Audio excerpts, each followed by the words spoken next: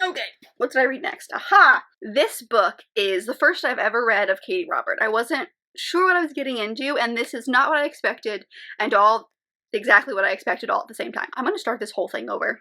Hello everybody, my name is Kelsey, and we're about to get very, very nerdy with my August wrap-up.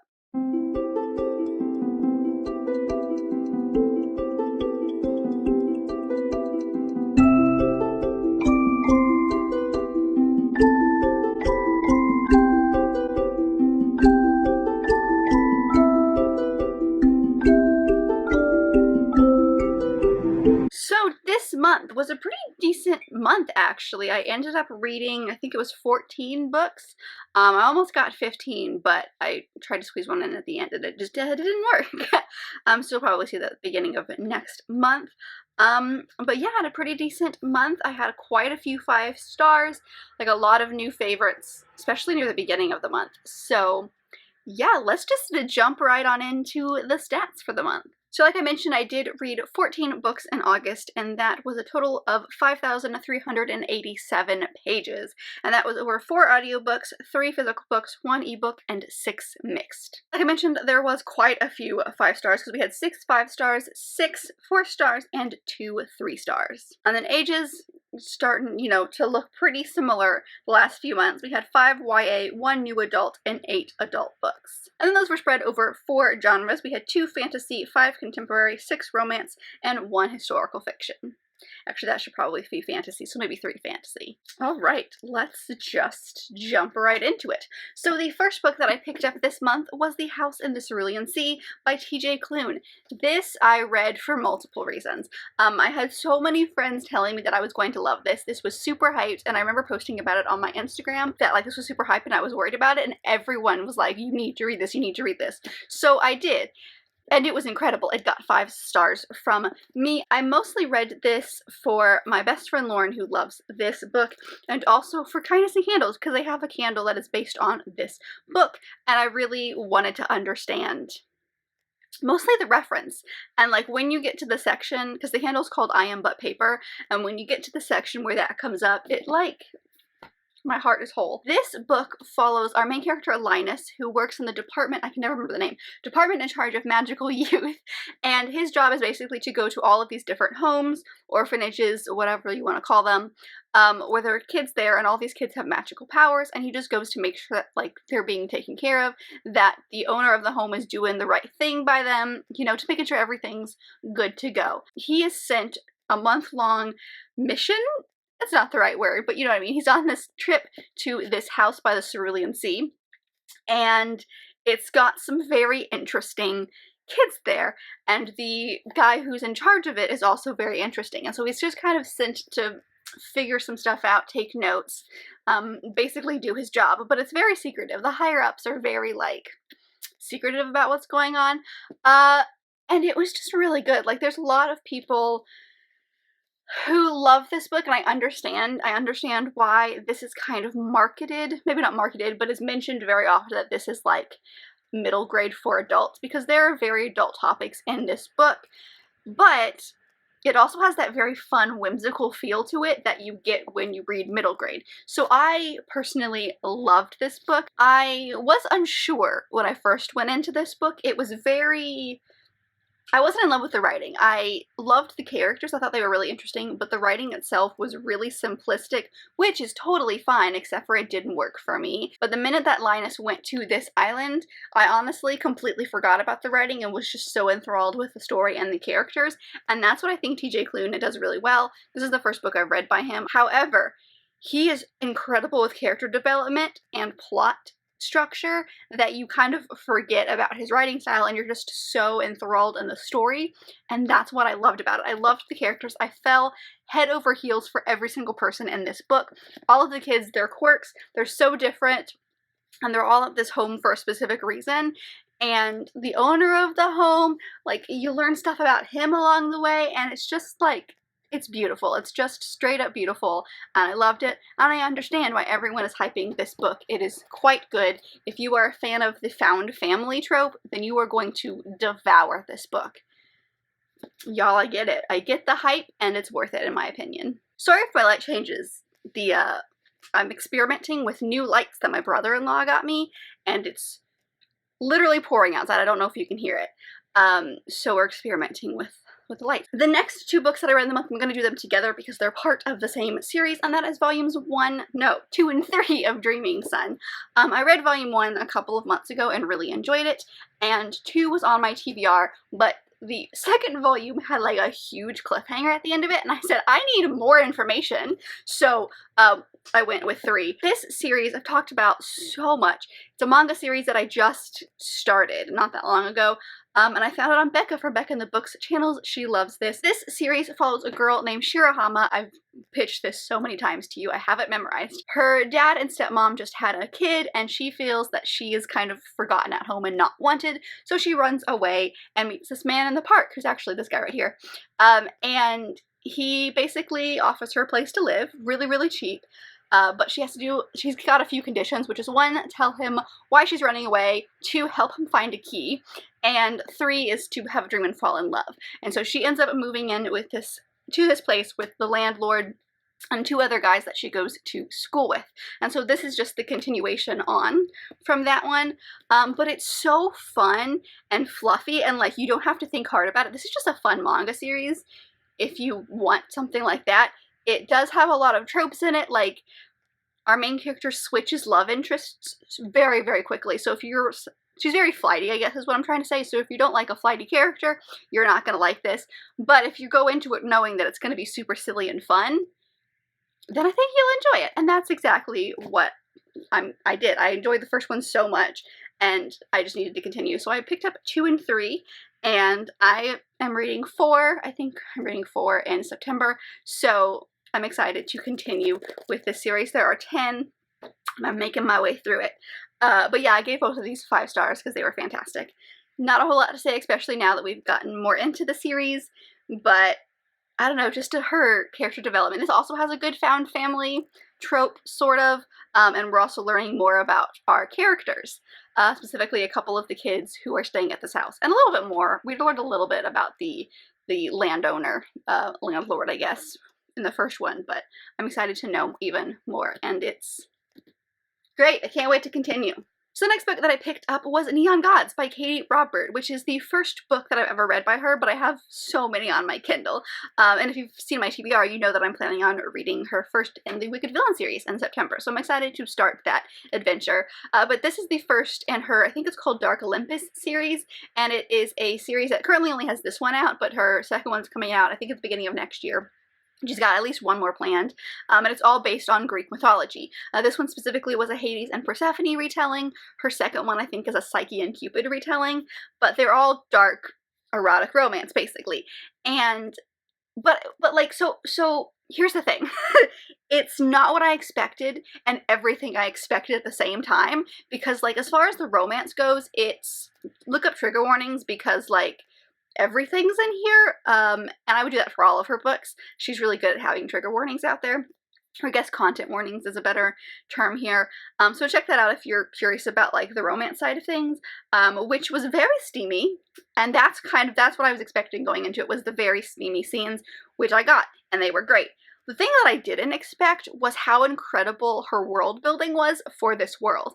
This is set in a city called Olympus, and it's kind of like her idea of a Mount Olympus situation, and so every single god has like these names like Hades and Demeter and Zeus and all this stuff, but they are not the original Hades, Zeus, etc.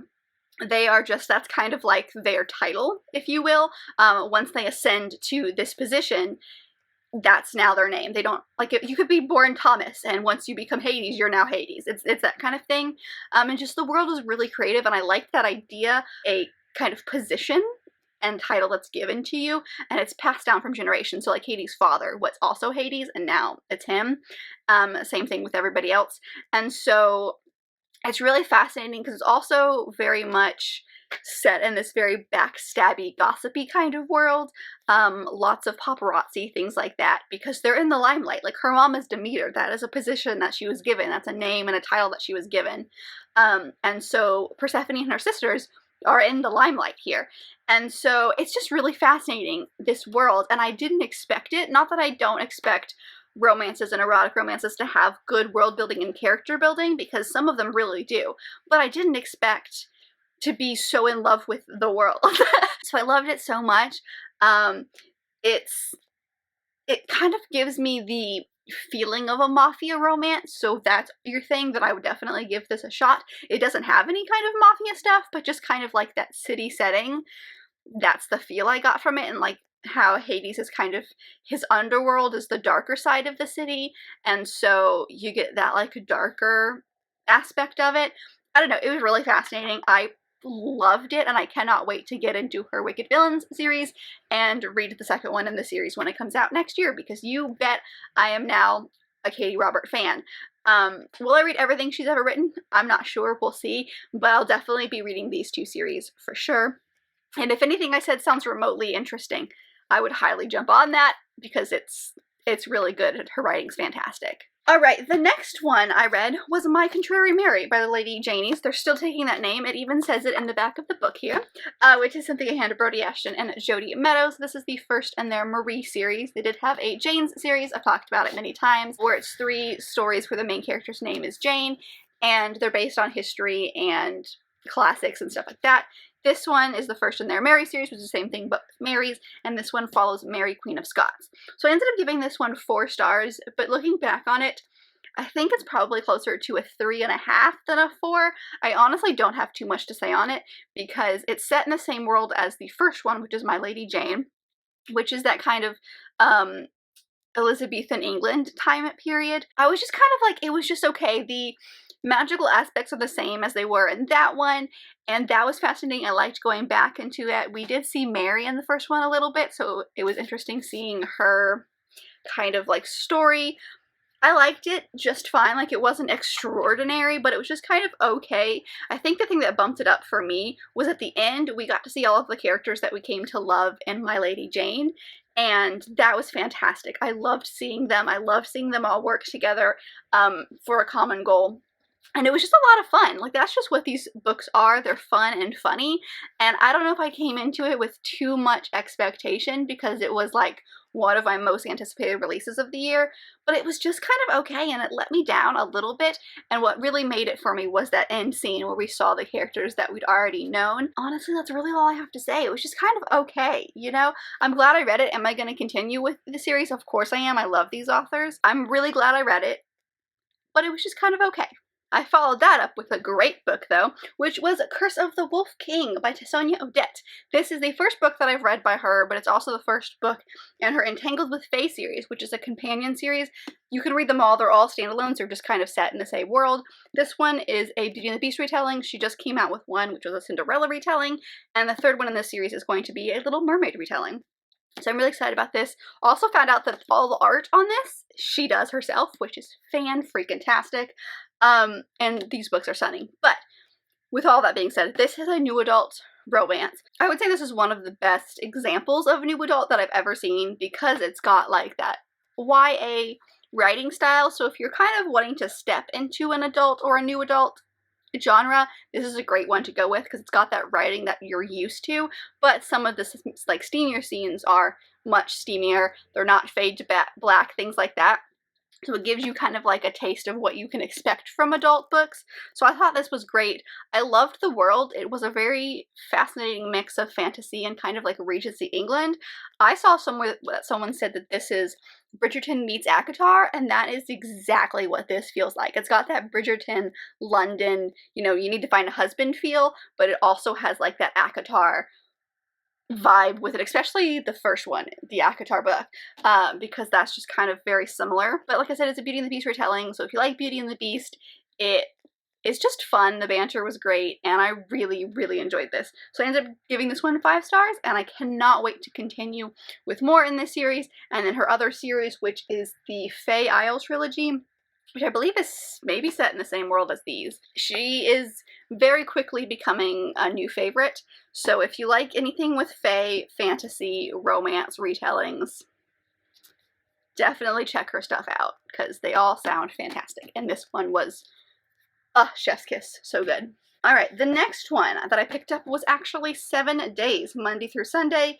This is by, oh, I can never pronounce these names right, Vinyo Takabano, which was the story, and then the art is by Rito Takara. Basically, it follows two boys in this school. One of them is a first year, one of them is a third year, and the first year is known very well as just kind of like dating someone for a week. So someone asks him out on Monday, he says, yeah, sure, sounds good, and then by Sunday they break up. And so this third year kind of jokingly asks him out, and he says yes. And so it's the two of them and their romance. I ended up giving this one 3 stars, not because I didn't love the story. I think the story was really good. I think I liked a lot of the things that were happening. I liked the character development between these. I liked understanding why this first year did this, because we do actually learn that there is a reason behind this, and seeing the two of them kind of grow closer. My problem was it wasn't written very well.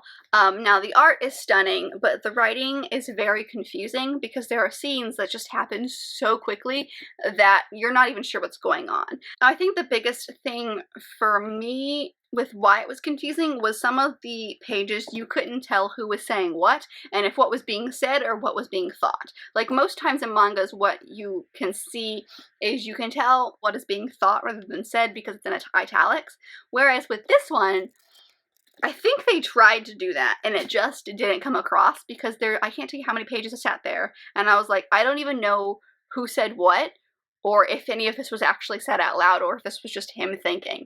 And sometimes it was just him going back and forth with saying something in his head and saying something out loud, which is fine, except for it wasn't executed well in a way that like I could understand what was going on. So I'm glad I read this. I did enjoy this story. So if this idea sounds interesting, I would still give it a try because all of the kind of like cute scenes were very cute and I enjoyed all of the romantic aspects of this book, but the execution was my biggest issue with it. So the next book that I picked up was the last book in my Maya Banks buddy read with my lovely friend Taylor, which was Highlander Most Wanted. This is the second in her Montgomery and Armstrong series, and it honestly was just kind of okay. I ended up giving this one 3.5 stars. This follows, first off, before I even get into this, huge trigger warnings. I would go look it up.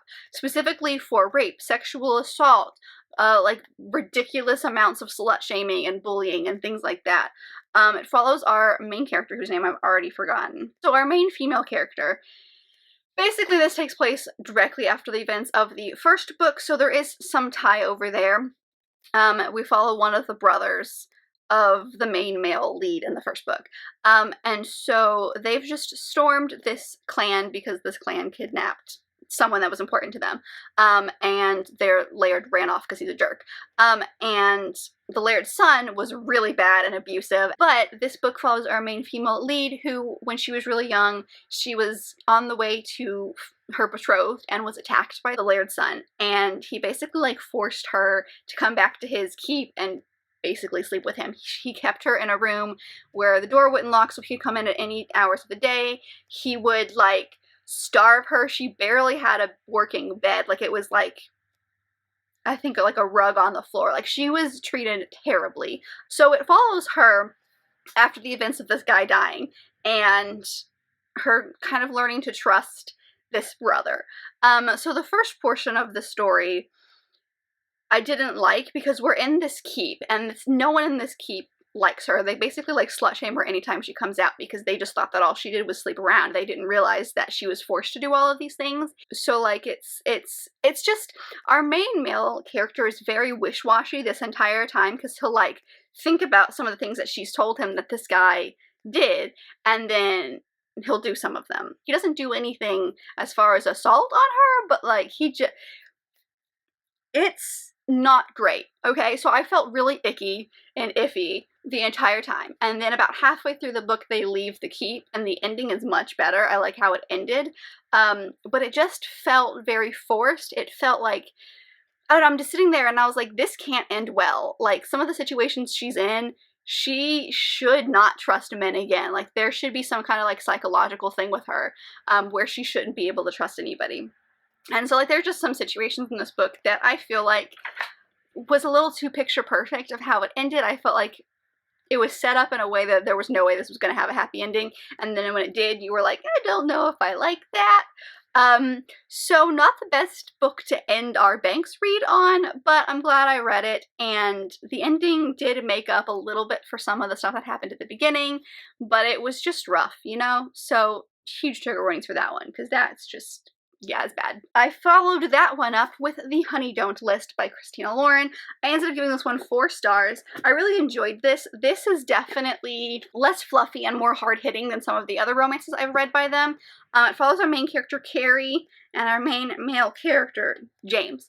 And basically, they are the assistants to this homemaking design duo. And that duo is married, but actually hates each other. And so it's the two of them basically get sent on this tour with them, and their job is to keep them from having a public fight, or, you know, basically keep them together in the public's eyes. But there's a lot more to it than that. We learn a lot about our main character's growing up and how she became part of this brand, and how she's actually much more part of the brand than a lot of people think that she is. So it's just, this is, I guess, the equivalent of a mentally toxic relationship. I was going to say mentally abusive, but I'm not sure if I would go all the way to call it an abusive relationship. But it's these two assistants and their love story as they're on the road trying to keep these two people from killing each other, basically. So it does have its fluffy romantic moments. There's definitely those. There's definitely, you know, those fun moments that you can expect from a Christina Lauren book. However, it's laced with this very toxic friendship / relationship with Kaylee and this duo, specifically the female portion of the duo whose name I cannot, Melissa. It's Melissa and Rusty Tripp are this design duo. So specifically, she and Melissa have this very, like, toxic, dependent relationship, and that's tough to read at times, and there's definitely times where you're, like, very annoyed. But the thing that I found the most interesting about this is that throughout this story, there are snippets, like, between chapters of, like, police, like, the transcripts from police briefings from these two assistants, Kaylee and James. And, sorry, Carrie. I keep saying Kaylee. Carrie and James. And something has happened. You're not sure what it is, but something has happened. And, like, that's how the book starts, is with one of these police briefings, and then it goes back in time to the story, and so you're like listening and reading along to the story, but then individually, like, between chapters, you'll get something from the police briefing with the guy or the girl and something like that, and it keeps you on the edge of your toes, because the rest of the story is really fascinating, but it's less action-packed, I guess, and more kind of like you're finding out about their emotional well-being, and you have this police briefing throughout it. Or these police transcripts, and you're like, I need to know what happens. Like, what happened here? And so it's just really fascinating. I don't know, it was very interesting to see this take from Christina Lauren, because most of the books that I've read by them is very fluffy. Like, it's got its moments. It does have some, you know, tougher stuff in some of them, but they're mostly fluffy. This one, I would say, is about 50% fluffy, 50% hard-hitting. And the last time I read a book by them that was super hard-hitting was the first book I read by them, which was Autobiography, and that's their YA book. So I thought it was really interesting. If you want a good love story, but that's got some hard-hitting or more hard-hitting aspects to it, I would give this one a chance, because it was very good. And I give it 4 stars. The next one I picked up totally on the whim, because my library had the audiobook, and that is 10 Things I Hate About Pinky by Sandaya Menon. This is the third in her Dimple verse. The first one is When Dimple Met Rishi, and the second one is When something about Sweetie.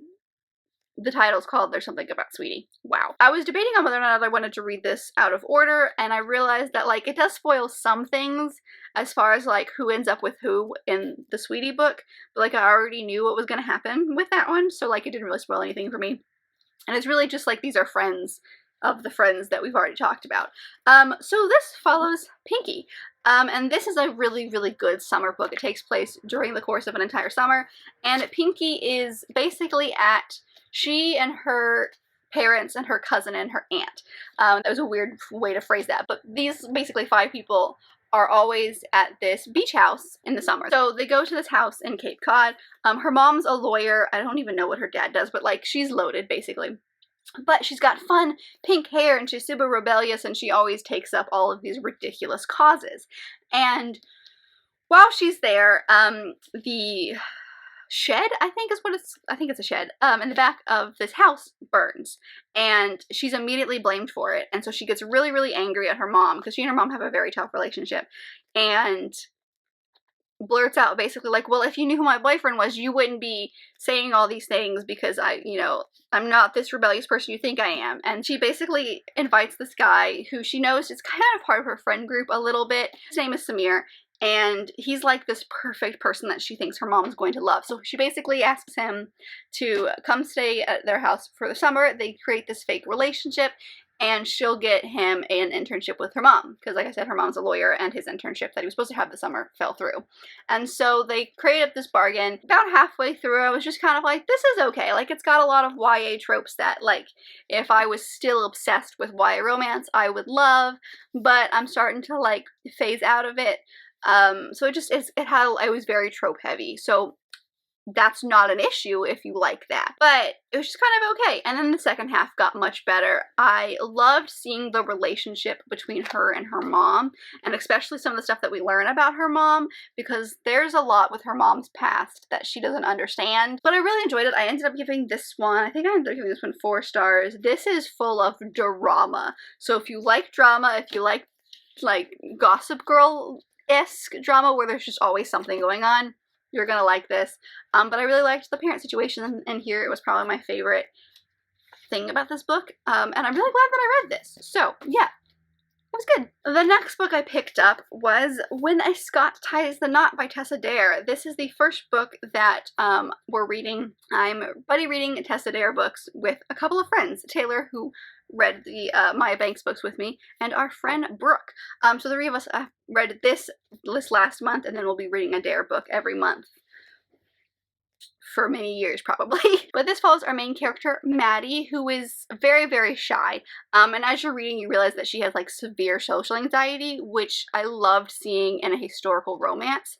And while I can't comment on it, I read some of the scenes to my husband, who has pretty bad social anxiety, and he was like, yeah, okay, so that's relevant for me. So I feel like some situations in here people can relate to.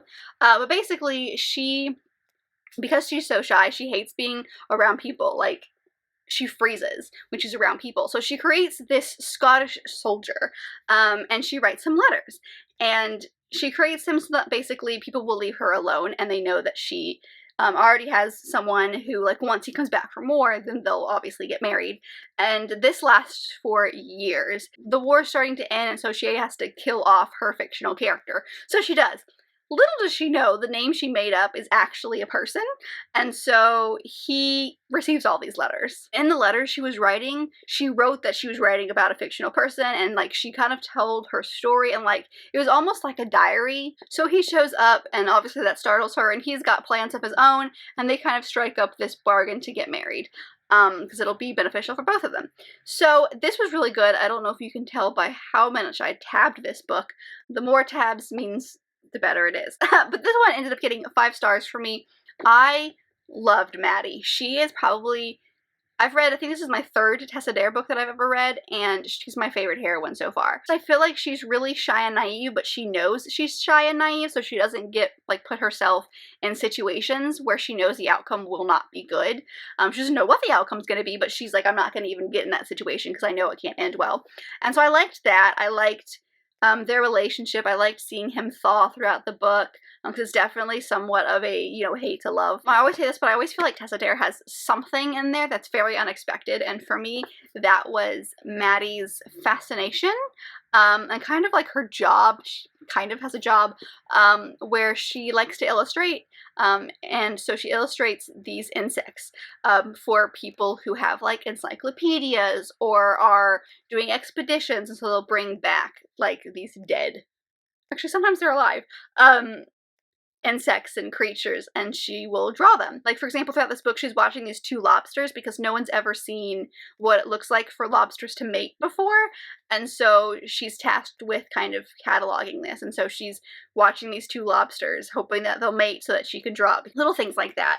And it's just fascinating because she has this fascination with these creatures that most people would find very gross and unsettling. Like, no one will step foot in her kind of like workroom, for lack of a better word, study, maybe, because there's all these creatures in it, dead and alive, and it freaks people out. I just think it's fascinating. So I loved it. I cannot wait to continue to read more Tessa Dare.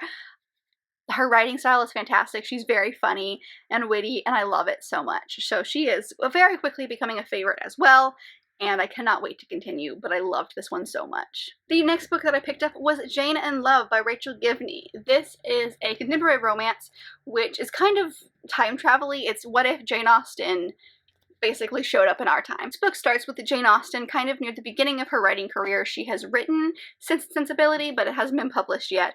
And somehow she gets in the situation and she somehow travels to the future on set where they are performing Northanger Abbey. And so it follows her in this modern time, as well as this starlet who is starting to fall from the public eye a little bit, and she's playing Mrs. Allen, which is the kind of caretaker slash neighbor of our main character in Northanger Abbey. And her brother is also on the set kind of as an extra and helps out. He's an English, I think he's an English teacher. He's a teacher. It's just this story, and she obviously starts to fall for the brother. It's their love story, and then what happens with the longer that Jane stays in the present, the more Jane Austen books start to disappear, and only she and this other woman whose name I am forgetting, Sophia, she's the starlet, only the two of them remember these books, because, like, they've discovered kind of what's happening, and then they just start disappearing from the public because Jane is still in the present and obviously hasn't written those books yet. I fell head over heels for Jane in this book.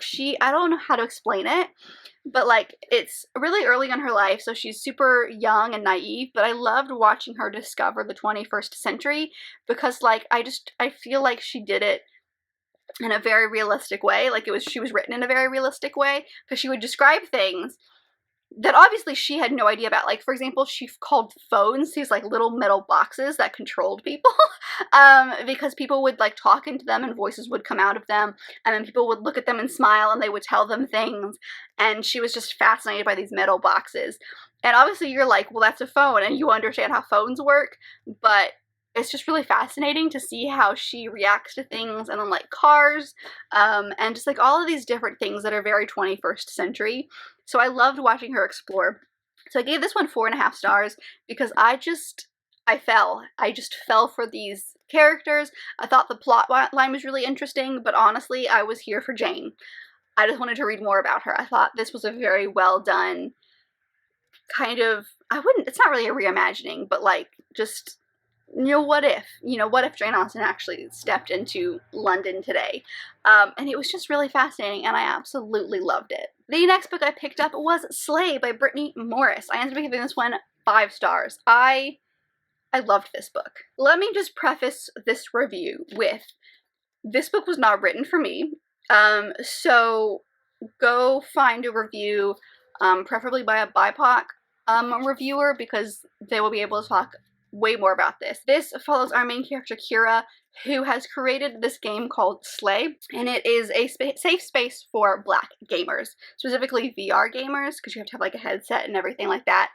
And she was tired of basically going to these other VR games and, racial slurs were thrown at her, or she couldn't create a character with dark skin that wasn't, like, some grotesque creature or something like that. And so she was really tired of this, so she created a character herself, and then she created Slay, and then she kind of invited a bunch of, sent out, you basically have to have a password to play this game, so it just kind of became this safe space for Black people. And she didn't go out of her way to not include white people, but, like, she was tired of having all these spaces, and so she created one for herself that was safe and fun, and they could kind of, revel in their Black history and stuff like that.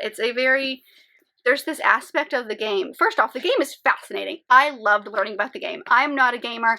I'm not a VR gamer. That's usually not my thing, and I just wanted nothing but to play this game. It sounded so fascinating. But in this game, you can battle people, and with these cards, basically. And the cards are all representative of Black culture and Black history, and it's so well done, I think. Again, coming from my very white lens, I felt like it brought up a lot of good conversations, because our main character is dating this black boy who is very much like, black is the only way, you know, the white man has put me down and I need to, you know, go about things this way. And one of her best friends is white, and so like there's a lot of, you know, kind of tension between all of that, and it was really interesting to watch Kira not only struggle with this game, because the whole point of this book, which I've apparently failed to mention, is that someone dies in the real world because of her game. And so now this game has become the forefront and everyone's talking about it, and everyone's talking about how it's racist because it only lets black players in. And like, Kira didn't go about it that way. She just wanted a safe space. And so it's her struggling with this because she feels responsible for this death. And then it's also her struggling with like her white friends reacting one way and other people in her life reacting a different way, and it's just she's kind of caught in the middle because no one knows that she created this game and she doesn't want anybody to know that she created this game. So I thought it was really interesting. Obviously triggers for racism, racial slurs are in this book. I would say a toxic relationship, not as far, like, it's not abusive, it's not like that, but it's definitely toxic. I don't know how to explain how good this was, because it blew me away. Not only is there very, very important things that are being discussed in this book, it is fascinating as far as plot goes. The writing is incredible because you actually feel like you're there. You actually feel like you're playing this game with them. The writing is fantastic. The story development is fantastic. You've got this very, very tough situation, and the writer has placed this character kind of in the middle, and like at a crossroads, in the middle of crosshairs, whatever, you know, you want to call it. She's just kind of there in the middle between a bunch of different people saying different things. And it's just really interesting to see how she deals with it. So I highly recommend. It's definitely an important book as far as like the racial topics that it talks about, but it's also a very fascinating and fun ride as far as plot goes. So it's got everything in it. You know, you come out of the end after, you know, having kind of not this moral, but kind of like this discussion a little bit throughout this book, and then also you have a fantastic time reading this because the plot is fantastic and I loved it. So it got 5 stars. And the very last book that I read in the month was Stranger in My Arms by Lisa Kleypas, which is super shiny, and I apologize, but look how pretty it is. Okay, it's pretty. This one I ended up giving 4 stars to. I am not 100% sure how I feel about it. As far as plot goes, it was really interesting. I should tell you what this is about. So it follows our main character, whose name I forgot, Laura. And she and her husband didn't really ever get along. It was not a happy marriage. He wanted to marry somebody else, but he ended up marrying her because she was younger, but then she can't produce kids. And so he and her kind of got this understanding of like, you go sleep with the person that you love and we'll lead separate lives and it'll be fine. And so sex to her is very like, not a fun experience. She never had a good time with it. It was just kind of like forced on her almost. Not quite, but kind of. And then her husband goes off to India and dies in a shipwreck. And so she is a widow, and her husband's uncle has taken over, I think he's a lord, so he's taken over this land and everything, and she lives in this tiny little cabin. But she's happier because she's free and she can do what she wants. And then at the beginning of this book, it said that her husband is still alive, and this man has come forth claiming to be her husband. And so she meets him, and he like knows things about her that he shouldn't know about her unless he was her husband, but he's much more caring and gentle. So there's this whole like struggle throughout the entire book of, is he actually the husband or is he not? So I liked it. I liked the plot. I felt like the plot was, you know, good. I don't know, there's just some situations in here that felt very iffy. The ending was very startling, like in a good way, because I was shook. I was so worried. I wasn't sure how it was going to end, and then it ended perfectly in my opinion, and it was really great to see kind of these two characters' thought towards one another. And there's this just debate the entire time whether or not he's this guy or not. But I would say trigger warnings for physically abusive relationships, because not necessarily hers, her sister's relationship with her husband is very abusive. It's talked about really early on, and you just see the ramifications of it throughout the book, and it's really tough. So like, obviously, if that's a trigger for you, be wary of that. But I don't know if it's just because I read it so recently that I'm not even sure how I feel about it, but like, I don't really have thoughts. As weird as that sounds, like I enjoyed my time reading it. I want to continue to read Lisa Kleypas books, but like there was nothing extraordinary about the writing. There was nothing extraordinary about the plot. I was there because I was interested in what was happening. I don't know, like there wasn't anything keeping me from reading it. I don't know how to describe this. It was fine. It was just kind of fine. I still give it 4 stars because the ending was great, but it was good. It was good. Oh, such a great review, I know. But that is it. Those are all of the books that I read in the month of August. I hope you enjoyed this video. Let me know if you've read any of the books that I mentioned down below. I'd love to know your thoughts on them. Or if you read a really good book in August, let me know that. But if you liked this video, and I very much hope that you did, don't forget to give it a big thumbs up and subscribe down below if you want to be part of this awesome growing family. I've also got all my social media as well as fun bookish links down there, so don't forget to check all of that out. And I will see you guys in my next video. Bye! I think I'm obsessed with these lights. That is what I've decided.